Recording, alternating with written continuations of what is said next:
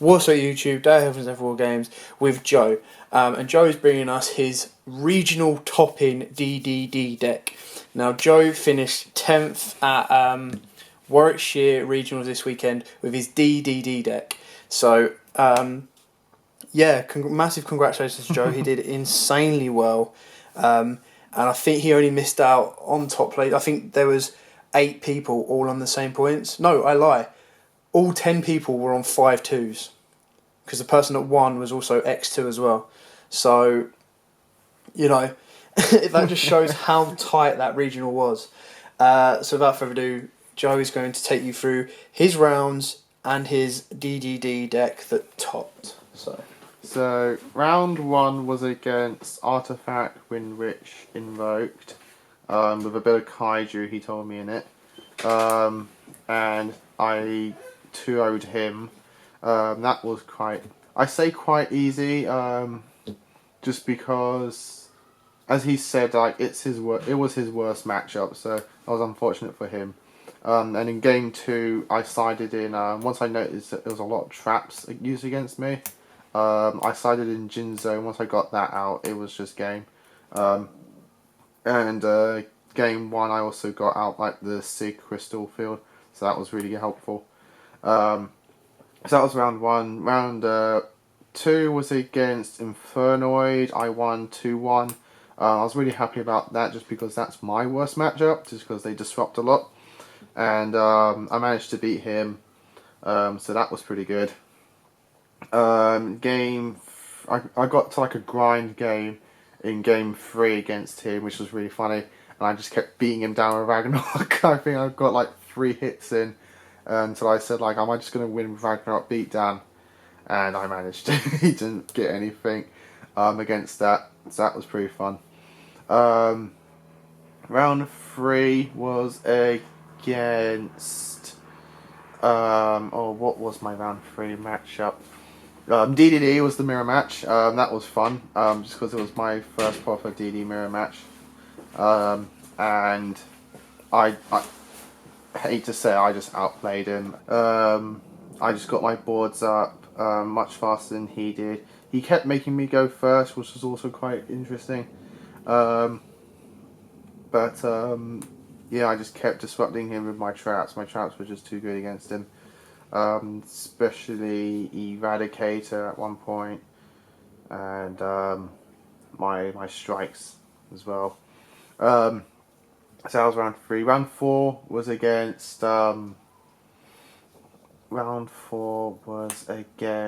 Paleo, I think. That was my round 4 matchup, and I won that 2-1. D was 2-0 as well. So Paleo was 2-1. My board wipes were just massive against him. Caliuga just did amazingly well. And then in game 2 or 3, I locked him out with a Eradicator end-turn board wipe, tributing a D-Arc, and then on turn 2, I summoned Jinzo with a Lamia tribute, and that he just scooped from there. He couldn't do anything, so that was pretty good. And then game 5 was against Guardians, and that was hilarious. I really enjoyed that one. That was a 2-1 victory as well. Guardian actually topped though, didn't he? Yeah, I think so. He came top 8. Probably like 4th or 5th place, so he did really well, so congrats to him with the Guardians. I just managed to kept disrupting his plays. It probably didn't help him that I actually played a deck. I play as a fun deck, but I know all the plays and how it works, so didn't help him for that. So I just kept negating his synchro summons. I must have striked him 3 times, or at least every game, which was hilarious. And changed his appearance in all of his pines every game. And so that was good. But then in game 5, game 6, I lost to Klee. 2-1 to him. I just sadly missed the victory there. I lost to a top deck Dark Hole when I had a Caliuga and a Beowulf on board, and he was under a Full Force Virus. He top deck a Dark Hole, just clears my board and summons a Commandant, just kept poking me with that. Kept drawing into like a Ragnarok with nothing to do. So I lost that, and in the last game I lost to a Paleo 2-0, which was because the Frog engine is just too good. I stand by what I say with that deck. The trap part of the deck is easy for us to beat, DD players. The DD deck is easy to beat the trap part. The Frog bit is what is the struggle.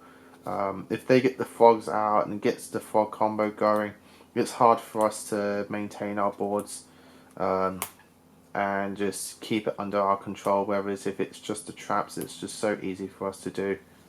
But that's just something we need to I need to work on for that matchup. Maybe have the sideboard ready to face the Frog bit and just keep DDs as they are and just play it for the trap bit. But those are my matchups. Again, I'm very happy with the way I did, and I'm here to show it to you guys the deck, exactly how it is, and I'll mention things that I will probably change. So to start off with the monsters, 3 Ragnaroks. You gotta have 3 Ragnaroks. Last minute I changed up to 2 Thomas, as advised by Carl.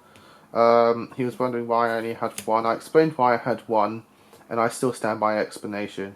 But I'm actually quite happy I went up to 2 at the end, because having 2 I managed to see it faster, and with that I was able to go into my rank 8s faster, and Caliuga is just so good this format, and in all those matchups Caliuga, when I managed to pull him off, was amazing. So I'm quite happy I went up to 2 Thomas, and I'm probably stick it with 2 Thomas for now. That's my explanation for him. 3 Kepler, you gotta have the 3 Kepler, such as your contract. I went down to 2 Copernicus to make room for the 3rd Thomas, the 2nd Thomas, but I'm thinking of bumping Copernicus back up to 3 in one way or form, just because in that matchup with the Klee, if I top decked a Copernicus with the Ragnarok in hand, I could have summoned Copernicus, ditched Swell Slime, summon Ragnarok, banish Copernicus to banish, tribute Copernicus to banish his Commandant, and gain back control of the game, and I would have won, because that was game 3. So I'm thinking of bumping up Copernicus just for those grind games where I'm in a top deck situation, which DDDs can play in the top deck situation. So I just need to find a way to do that. 1 Newton. This is my latest tech, which wasn't in the last deck profile. A lot has changed since that last deck profile, as you probably will see. And Newton has been added at 1 for its. I never actually knew his monster effect was this good. You can discard it and add a DD or Dark Contract from the graveyard to your hand. That's the only thing you use it for. Other than a scale 8 was actually quite handy. And in Times and Testing, being a level 7 is also pretty good. So everything about this card is actually really good. And I'm just surprised I haven't been playing with it up until now. And at the regionals, I think he was alright. I didn't get to see him that much. But in testing, he was really good, and I haven't actually had any reason to take out other than to side in new things. So Newton's actually really good. Try him out, guys. Give him a play test, and he helps in those grind game situations as well. Just being able to get back a contract that's been previously popped, so you can get back a gate that you pop off a Lamia, and your next turn activate gate, so you don't have to search it. So he's actually really good. So those are the pendulums. Then you have 3 Swirl Slime, standard, 3 Necro Slimes, also standard, and 3 Lamia, again standard. And then to round up the main monsters, you play 1 Max C. In my last profile, I had Ghost Ogres mained and Hand Traps mained, and that was my mistake. The hand traps main, in my opinion, is not good. It makes your deck inconsistent, especially with the Ghost Ogre. If it was a Fet Vader, it might be okay, just because it's a level 1 tuner you can use. Ghost Ogre is just, for me, too inconsistent. I can't use it for anything else. I can only use it for its effect. So if I'm not using it for its effect and it's in my opening hand, it's just dead. And it just made my deck cloggy because it was a reactive card, and it just didn't work for me. So I keep them in the side where to me they belong. Spells, 3 gates, obvious. 2 Swamp King, I had it at 1, I bumped it up to 2 just because I kept banishing it in locals before the regionals of the Desires, and I didn't like doing that. I was playing it at 1 just at the time just because I thought you only need 1, but you need to play it at 2 so you don't get rid of it. And so it's a must to play, and it's a must to see, and it's a must to use. And so that's why I've gone back up to 2, and it was really good. I was seeing it when I needed it. And 2 Allures, 2 Desires for the draw power, 1 Upstart Goblin just because the 39 card deck's really good. So its Upstart was actually really good. Got me into my combo pieces faster, and in games 2 and 3 it was a nice easy side deck out. Foolish Burial's really good in the game 1, great side out games 2. Same with 1 for 1, as odd as it may sound, but you want to see those side deck cards, so there's no point playing cards like this where it just gets to your plays, which you can get to your plays anyway, but you want to see your side deck cards to disrupt them for you to get into your plays and for you to go off while they're messed up because your side deck cards are destroying them. And to round up the spells, I play 1 Dark Hole YUGIOH just to clear away boards so that I can push for games or do massive damage and claim control of the board. Then for traps, I play the 1 Witch again. It's a great disruption card, great to search off Kepler, and just overall fantastic card. But it's also great to side deck out again, just because you want to see those cards that hurt your opponent, whether it's just playing things like Witch and that, which do hurt your opponent, but not as good as specific cards. Solemn Brigade of 1 Warning and 2 Strike. These cards are fantastic. And it's, I think, a mistake that most DD players are making. Yeah, you want to have your deck fast, you want to have your deck just go off, but the deck can go off while maining traps. And I think it's the traps, this is what the deck needs. Because sadly to say, the latest stuff like Zoo and the way things have changed for other decks just made them a bit faster than DDD, but we have the speed, and the speed does not get disrupted by traps. So you make your boards and you set these cards, hurt them so they don't bait out your cards, because they're going to bait out your monster effects. It's clear as day, they're going to do that. So as soon as they summon something that's going to bait you, you flip your strikes, you flip your warnings, and you just hurt them. So you just disrupt them, and that's what I was doing at regionals, and it was working fantastic. They're so surprised when I was flipping up a strike, and they're like, "Oh my god!" So they're like, it just hurts them. So that, and the 1 Imperial Order, which sounds weird in DDDs, but it was fantastic. Negating your contracts is actually not a bad thing, just because once you've got the 1 use, which is what you tend to do, you get the use off to make your boards, and on their turn, when they play a spell that's going to hurt you, flip Imperial Order, negating everything, so they can't clear your boards so easily without the spells, and whereas your spells may be negated, but they're not going to burn you for the rest of the game. And then you can pop them with Lamia, recur them back with Newton, and so then once Imperial Order's gone, if it does go, you're fine. And you can also just negate it with Siegfried on your turn.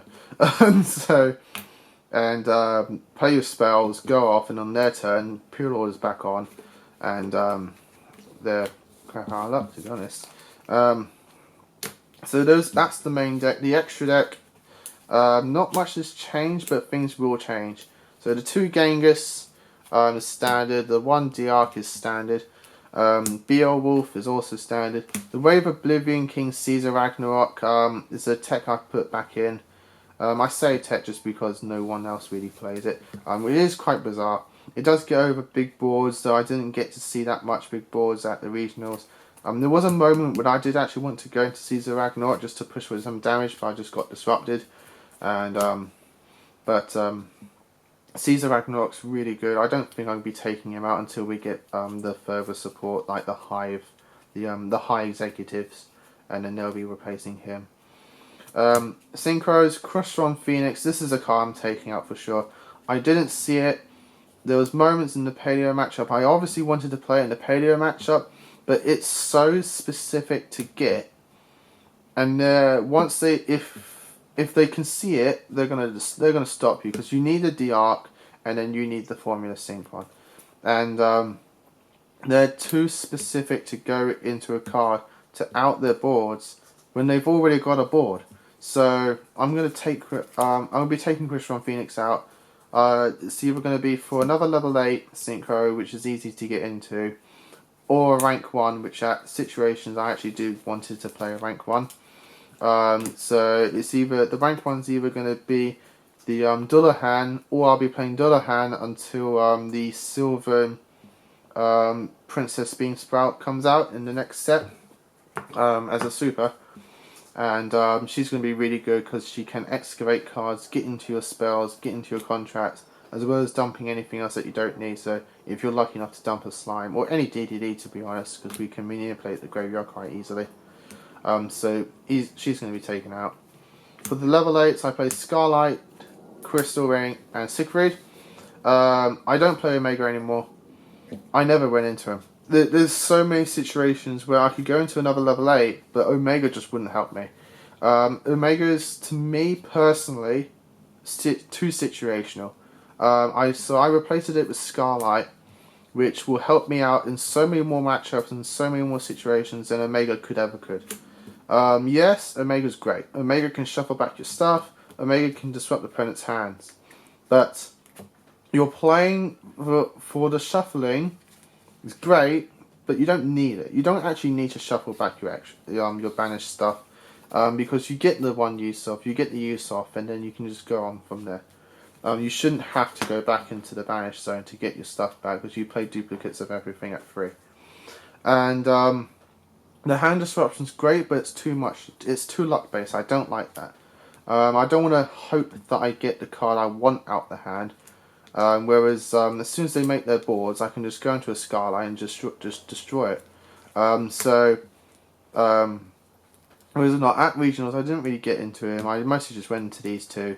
I didn't have a situation where I needed to go into Scarlight, and I didn't have a situation where I needed to go into any other level 8s. But I will be looking through just to see if there's any new options I can go into to replace the Crushtron Phoenix, if not for the level or the rank 1. But those are the level 8s. The 7s I've picked were the obvious Gust King and Clearing. I still like Clearing. I understand Meteor Burst Dragon, but he doesn't fit my playstyle. At least not anymore. Back in the day when we didn't have all the new support, I would have played it. I would have played the Speed Demon build, the Speed Warriors to go into Meteor Burst, summon the Ragnarok and do all that stuff. But at the moment, I still play Clear Ring just because it's the second Crystal Ring in the extra deck without actually having to go too much into it. And I still like it. It does help in situations, and it does protect your stuff, and it does disrupt. It also helps against other enemy Crystal Rings, which is actually pretty funny. So I still play that. Chumbar is another new addition, again recommended by Carl.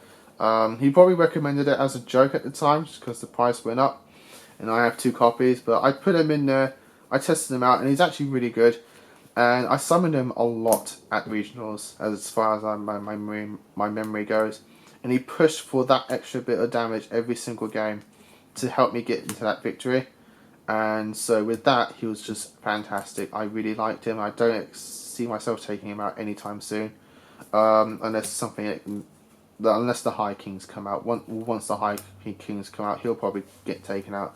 I'm not too sure.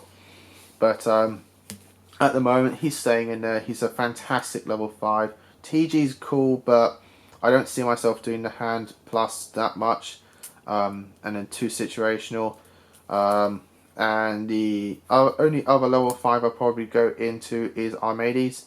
And again, I don't see myself going into that. The things Armades will help you with, Chumbara can just do that extra bit more. So there's that.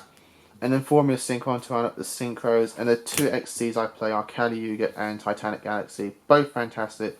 Especially Kali Yuga. There's moments where Kali Yuga is actually better than Titanic. And I think I went into Kali Yuga a lot more than Titanic. Just because Kali Yuga just stuns that turn and puts a halt on it for you to do all of your stuff. Get out your big boss monsters from the graveyard. And just push for that damage. Clear the boards and take control of the game. It's getting to a point where I actually want to find a way to make rank 8s that much easier. So in those matchups against the Padios or any back row heavy decks like Cleese and all that kind of stuff, I can just easily make into Kali Yuga and just take control of it. But that's something I just need to keep testing, keep working on, finding new techs, finding new ways to make other things more consistent. Without disrupting the consistency of everything else in the deck. But that's essentially it. I'm not sure. Should I side? Yeah, show you. Yeah, I'll show my side. So the side deck I went with are the hand traps of 2 Ghost Ogres and 3 DD Crow. These DD Crow was absolutely amazing, and I highly recommend you play it at 3. DD Crow should be played at 3 in general, but for DDD it's that much better because it has so many other uses that you can use it for. For me personally, it's the lure target, the extra lure target I can do. But for other builds, if you're playing Wrathdow, it's a target for that. Whether you want to search it off Wrathdow or use it as a target for Wrathdow to search something else. You never know, that opportunity might come up. But DD Crow was absolutely amazing. In all of my matchups, I probably sided in like every single game. It helped me in the Cardio matchup, the Infernoid matchup, the Padio matchup. I think those were the main options, and the DD matchup as well. Banishing the slimes off my opponent. It's absolutely amazing. I sided in Ghost Ogre I think a few games, but I just never saw it. But I still probably keep it in the side, and I'll probably still keep it at 2. Or depending if I get the new one, I might swap it out for that, but I'm not sure. Double Jinzo, this guy is absolutely just fantastic as well. When he went off, and by that I just mean when I summoned it at the right time. But again, at the same time, I played it at the right moment in the right matchups. It just unfortunately just didn't get me back the game fast enough, and my opponent also had some just unfortunate outs. But Jinzo is just fantastic. I'm not going to take him out.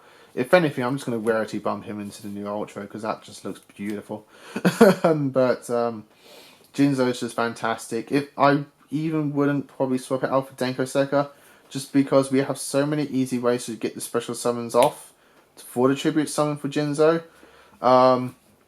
And just he's stronger than Denko, which is also a big factor for Jinzo over Denko.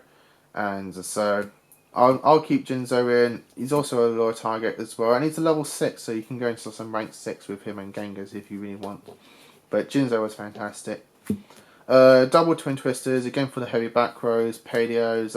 It also was good against Cleese. I got rid of the Necro Valley, and so managed to go off from there. But Twin Twister was really good.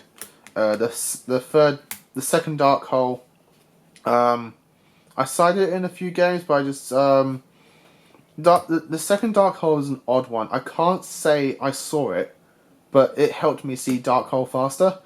So that's just the reasoning behind the Dark Hole, just to get rid of those boards and make things clear for me to push. Traps, Full Force Virus is absolutely phenomenal. It's along with Eradicator.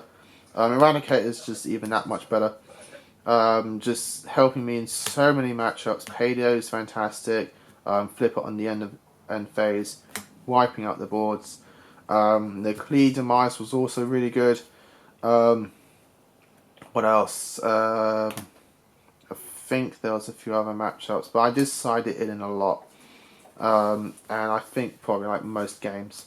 Just because also spells are a problem and you just want to get rid of them, and so Eradicating is just that good. Full Force Virus, I think I sided it in against Guardians. I sided it in against Guardians.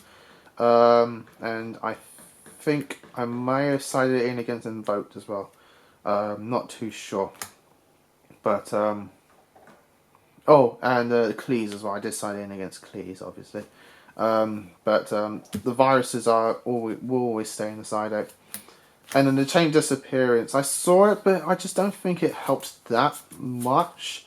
It might have been the matchup. It helped against Guardians, but I don't think that's a reason to keep it in. So I think Chain Disappearance is going to be toyed around with. All depending if Zoo picks back up once the new set comes out. I don't see it picking back up. In fact, if anything, I see it getting hit more.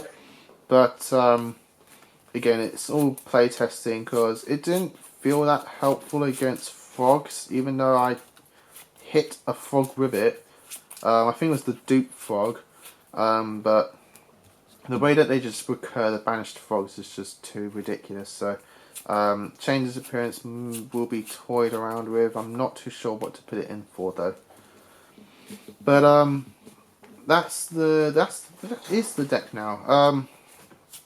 So I'm not sure what else is there to say other than I think just the way that it's just designed, the way I designed it is to make it comfortable for me as a player, and because of that I was able to just play much better with it. Keep playing it. It hasn't died, no matter what people say, it has not died. Nothing's wrong with DDDs, nothing's gone wrong with DDDs. If anything, DDD got buffed because Maxi got hit to 1, Vanities is gone. So, if anything, DDD just got better and will keep getting better with the further support coming out. So, thanks for watching, don't forget to like, comment, subscribe, share, and until next time guys, as always, happy dueling. If you like that video, why not check out our other videos available? We've got more deck profiles, pack openings, and of course duels. And don't forget to click on the most important button of all, that subscribe button, right in the bottom left hand corner.